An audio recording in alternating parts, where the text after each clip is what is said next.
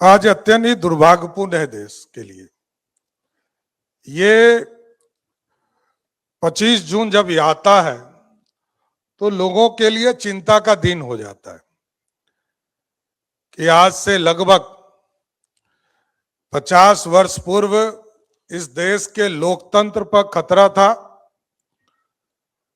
अंग्रेजों को भगाकर इस देश के स्वतंत्रता सेनानियों ने देश को आजादी दिलाया, लेकिन कुछ लोगों ने लोकतंत्र की हत्या करना शुरू किया और संविधान हत्या दिवस के तौर पर आज देश में हम मना रहे हैं। और साथियों, मैं जरूर कहना चाहता हूं कि आज देश में यशस्वी प्रधानमंत्री नरेंद्र मोदी जी के नेतृत्व में विकसित भारत की कल्पना कर रहे हैं कि 2047 तक भारत कैसा होगा।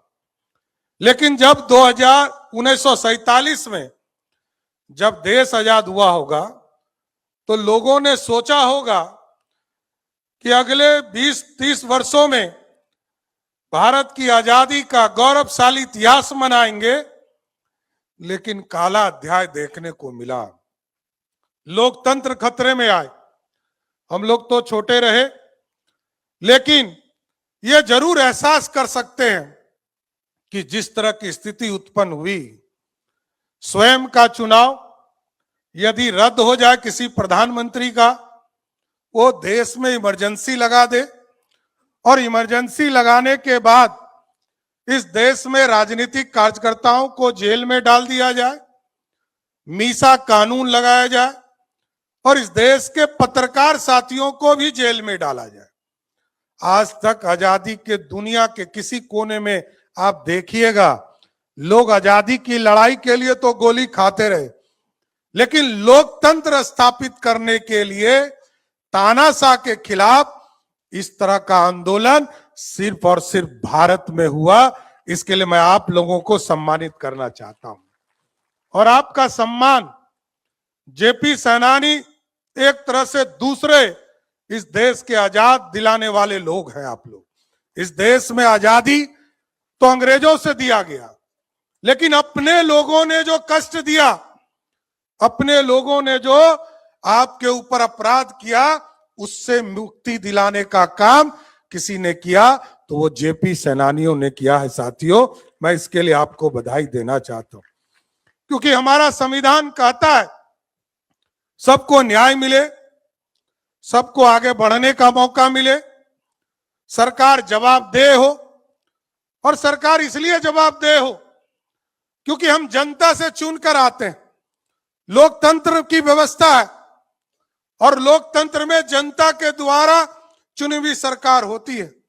लाखों लोग विधानसभा में नहीं बैठ सकते, लाखों लोग लोकसभा के अंदर नहीं बैठ सकते, उनके बीच से चुनाव होते हैं और चुनाव जीतकर लोग जब जाते हैं तब सरकारें बनती है। साथियों, आज मैं आप लोगों को जरूर आश्वस्त करता हूं, आपके सम्मान में जो भी छूटे हुए कार्य हैं उसको जरूर पूरा करने का काम हमारी सरकार करेगा, क्योंकि सरकार जवाबदेह है।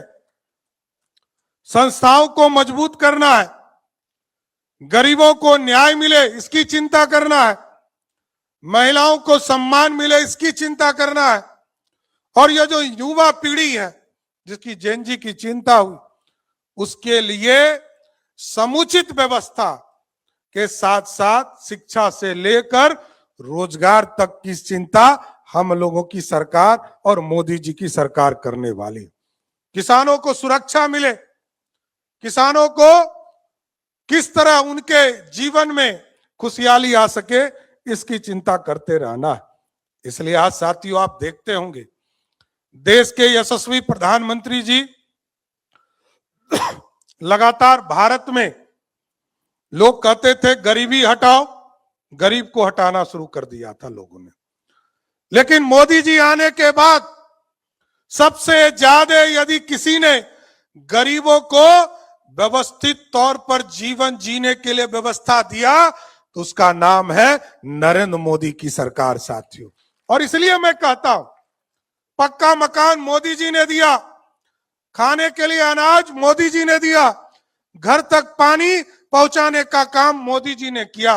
हमको याद है जब 2014 में देश के प्रधानमंत्री बने नरेंद्र मोदी जी, उन्होंने कहा इस देश के एक एक गांव तक बिजली पहुंचाना है और पहुंचाने का काम किया।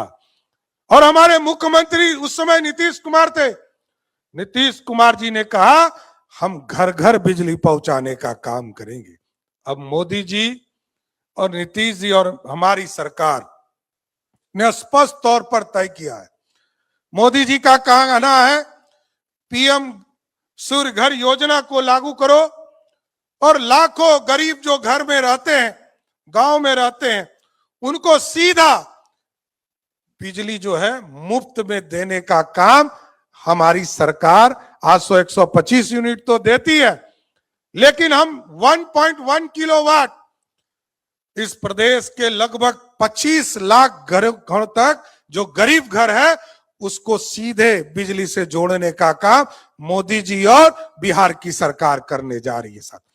इसलिए साथियों आज लगातार विकास की कल्पना को आगे बढ़ाया जा रहा है और क्योंकि लोकतंत्र को व्यवस्थित किया गया, लोकतंत्र की चिंता किया गया, लोकतंत्र में काला अध्याय नहीं बन सके इसकी चिंता किया गया। आपने देखा होगा हमारे यहां भी कोई लगातार कोई भी समस्या यदि सामने आता है तो सरकार तुरंत चिंतित होकर इसको आगे बढ़ाती है।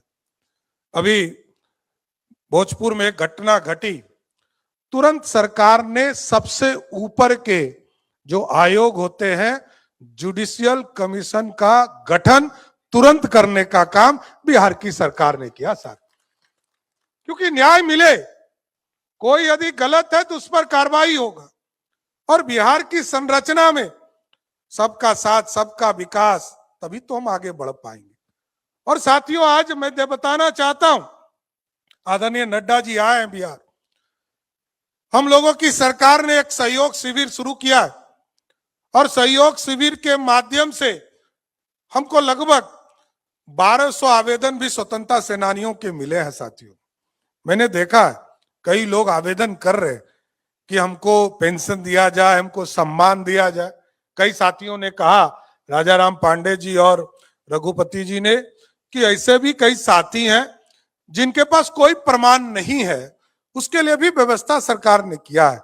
लेकिन जरूर आश्वस्त कर रहा हूं कि एक कमिटी जो फॉर्म करना इसको तुरंत फॉर्म करेंगे, जिससे जो छूटे हुए लोग हैं उसको उससे जोड़ा जा सकता है। और आगे के दिनों में कोशिश करूंगा कि अगला 25 तारीख जब आपातकाल की बरसी को हम मनाएंगे और संविधान हत्या दिवस मनाएंगे, तो उस दिन जितने लोग इससे जुड़े थे सबको सम्मानित करने का काम हम लोग जरूर करने का काम करेंगे साथ। हम सहयोग कार्यक्रम जब चला रहे हैं तो हम खुद एहसास करते हैं कि लगभग 3.5 लाख लोगों का आवेदन आया, 3,70,000 लोगों का आवेदन आया। 3,20,000 लोगों के आवेदन को हम लोगों ने डिस्पोजल किया और इसलिए किया कि हमने जो मैकेनिज्म लगाया, इस देश में अभी ये व्यवस्था पूरे दुनिया में कहीं नहीं है। ये व्यवस्था दिया कि पहला दिन जिस दिन आवेदन दीजिएगा 10 दिन तक यदि हमारे किसी ऑफिसर ने आवेदन पर कार्रवाई नहीं किया तो 11वें दिन मेरे कार्यालय से उसको पहला नोटिस देने का काम हमारी सरकार करेगा। और यदि 20 दिन में उसने आदेश नहीं जारी किया तो उसको दूसरा नोटिस मेरा कार्यालय देगा। और तीसरा अंतिम चेतावनी के साथ उसको 25 दिन के पूरा होने पर उसको हम 26वें दिन देते हैं। लेकिन 30 दिन पूरा होने के बाद किसी को नोटिस नहीं देते, कोई चेतावनी नहीं देते। 31वां दिन सीधे उसको निलंबित करने का आदेश मेरा कार्यालय देगा, इतना आश्वस्त करता हूं। और सबसे जो आश्चर्यजनक है, बिहार में 3,70,000 लोगों के आवेदन आए, पहला नोटिस मात्र 9,000 लोगों को गया, दूसरा नोटिस मात्र 350 लोगों को गया और तीसरा नोटिस एक आदमी ने हिम्मत दिखाया कि हम काम नहीं करेंगे, लेकिन 30 दिन पूरा होने के पहले उसने भी हिम्मत फेल किया और जनता का काम करने का काम किया। यही लोकतंत्र है साथियों, क्योंकि जनता के भलाई के लिए काम करना है। जनता का आशीर्वाद जनता को समर्पित होना चाहिए।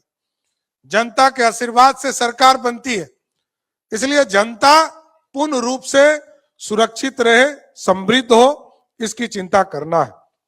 और कई चीजें हैं जिसको हम लोग लगातार बढ़ाने का काम कर रहे हैं, चाहे वो कर्पूरी ठाकुर जी के उनकी विरासत को आगे बढ़ाना हो, वो भी एक तरह से स्वतंत्रता सेनानी भी थे, जेपी सेनानी भी थे, और तमाम लोग को हम लोग लगातार देखते रहे कि कर्पूरी जी ने कैसे इस बिहार को आगे बढ़ाया।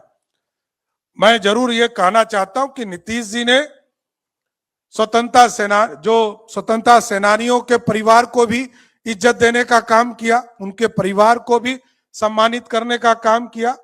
और जब वो मुख्यमंत्री थे और मैं वित्त मंत्री था, आपके पेंशन को भी दुगना करने का काम हम लोगों की सरकार ने किया है, और आगे भी आपकी चिंता जरूर करते रहेंगे।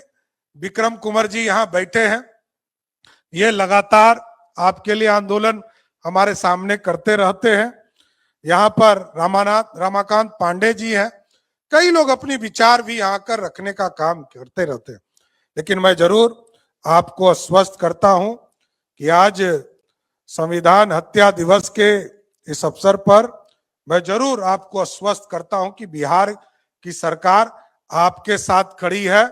लोकतंत्र बचाने के लिए पूरी सरकार आपके साथ खड़ा रहेगा। इतना ही कहकर अपनी बातों को विराम देता हूं, और जरूर कहूंगा कि आदरणीय नड्डा जी इसी आंदोलन से जुड़े और देश की राजनीति में आए। यहां एक छात्र जीवन व्यतीत करके फिर राष्ट्रीय राजनीति में चले गए, अपने प्रदेश भी चले गए। वैसे तो हम लोग पूरे बिहार के लोग आपको बिहारी ही मानते हैं, और बिहारी के तौर पर ही, क्योंकि जन्म यहाँ हुआ और सब दिन आप यहाँ से जुड़े रहते हैं।